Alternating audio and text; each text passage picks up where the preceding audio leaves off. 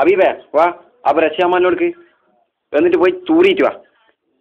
നിക്കടവിടെ നീ പോ. നീ എങ്ങോട്ട് പോന്ന്? തങ്ങളെ തൂറാൻ വിട്ട് തങ്ങളെ എനിക്ക് തൂറാൻ പറ്റുന്ന അന്നാ മേലെ പോയി തൂറാ. മേലെ കക്കൂസിന് പോയി തൂർ പോ.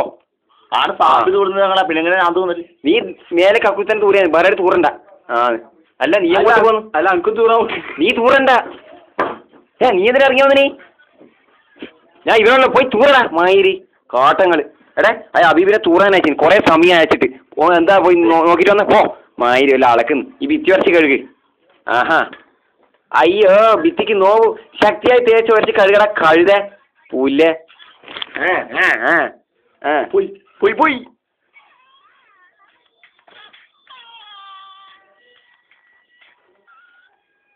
തങ്ങളെന്താ കളിക്കുന്നു?